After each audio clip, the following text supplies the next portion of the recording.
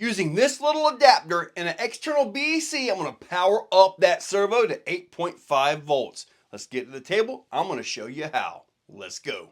In this truck, I have a Reese 1100 servo. Pretty big. Got a Castle BEC over there and a Castle ESC. I can put 6S on this, and I've done that. It's pretty awesome. But see that little JST plug right there? Comes off of that. This is going to power the BEC right here. And this is going to run across and over into the servo.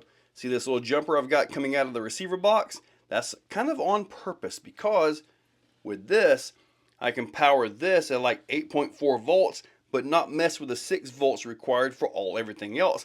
Same way with a Traxxas truck. Plus, all your lights and stuff, you really don't want to blow them up.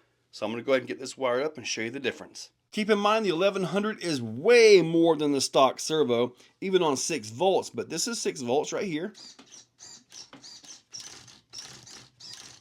And now it's time for 8.5.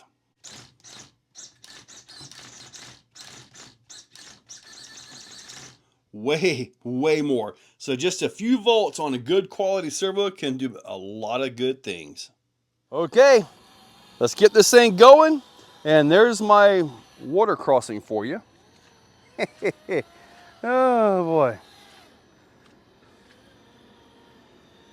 Very nice. Man, there's a benefit to having a BEC on these things, like an external one.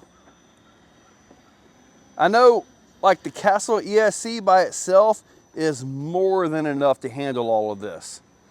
Ooh, look at the front tires. However, the other servos and all that are pretty much 6 volts as best I can tell. So I just kind of leave them be at that. Now I've got my inserts up front. You guys have seen those in a few different videos where I've been kind of looking at those fronts a little bit. Yeah. Now these right here are the prototypes. I have a slightly better version available on the website. So, ooh baby, get that push. I've done this before without flipping. I did it again without flipping. So I've got a whole lot of mods on this thing. I believe there's a lot more mods on the way for it. So we'll just have to see how they work out. But overall, I think the vehicle is darn near perfect now, except for the rear shocks. The rear shocks are leaking like crazy, but I got a hold of them, and the production versions are supposed to be different shocks, a better shock than this version right here.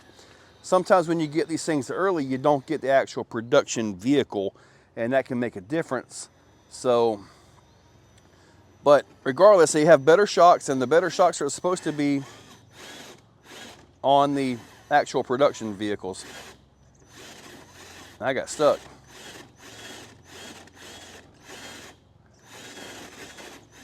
Come on, baby. There we go. So, yeah, I'll have the production shocks on here. But as far as the shocks go, I mean, you can pretty much just use about any shock you want, just like most things with crawlers. All right, I gotta make sure. There we go. Ooh, it's a leany spot. I don't want to let my bumper catch me and mess me up here, so I gotta watch my line like that. I think I'm gonna do a little modification to the bumper.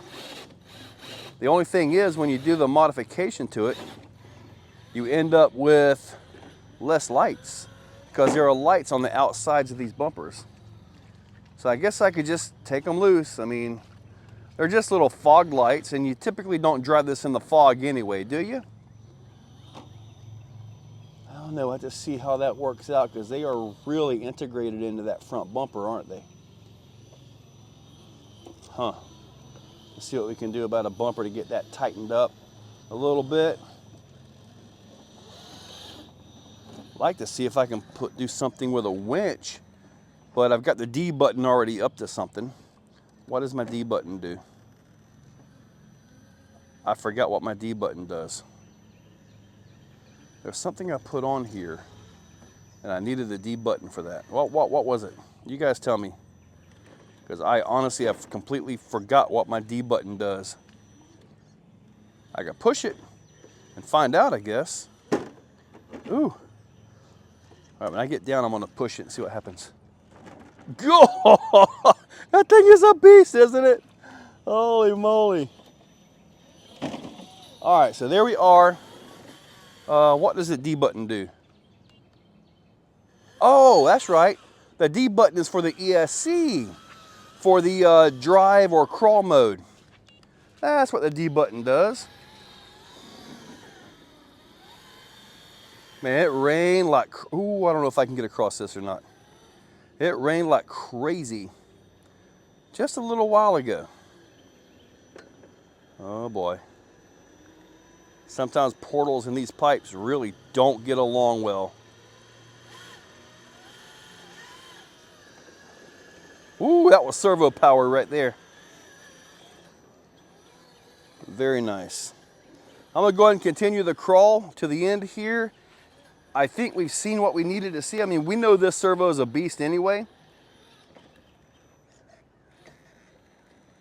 You got some give on the pan hard and stuff like that. Only metal is going to take care of that. Ooh. I'm really having a lot of, actually the give on the plastic is kind of one of those things that might be saving some parts. Knuckles and all that stuff. You generally don't see that with most of your stock servos. They just simply aren't strong enough.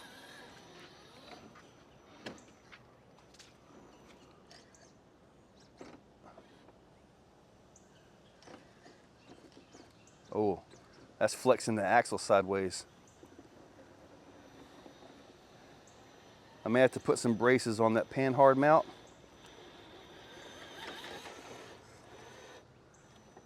Man, I'm having an issue with that back end today, aren't I? There we go.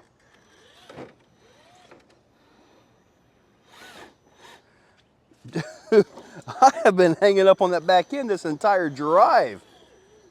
Come on, let me get back over here. There we go. These knockoff Hyraxes are pretty decent, but they're not the real thing though. Oh! I will tell you, it does fit easier than the 6 by a little bit. There we go.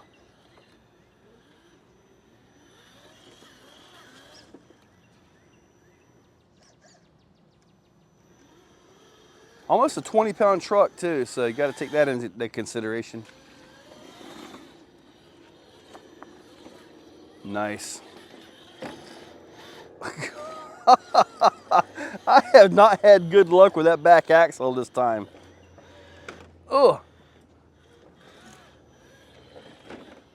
We saw it go in, we saw the drive. I want to explain some other benefits that go with having an external BEC. It takes a lot of load off of the ESC, which can, if you have heat issues, it can actually cool the ESC. The BEC, as it works, it's creating its own little amperage line and all that, which goes to your receiver, out to your servos and all that. If that gets overloaded, and some of them are a little bit more easily to destroy versus others, you can kill the entire ESC, and it's just nothing but the little BEC circuit. So when it comes to the crawlers, typically the castles are pretty much king when it comes to crawling system as far as amperage and all that. But in this case right here, I need a dual voltage. So all that worked out pretty good for me. I am going to take this with me on a few trips, so hopefully everything will continue to work out. And that little Mamba X seems to be fine. I mean, it's handling great. Guys, check that description. Use those links. Hit that subscribe, ring that bell, and I want you all to have a great day. If you're still watching, you are top shelf. You are the cream of the crop, the pick of the litter. You are phenomenal. Thank you for watching to the end of the video. It means a lot to me. Now, down below, there are links for the products you see. Also for channel memberships, if you guys want to be a part. Channel members get early viewing on pretty much everything that I can. So, guys, check that description. There's a lot of info down there. Thank you all for watching.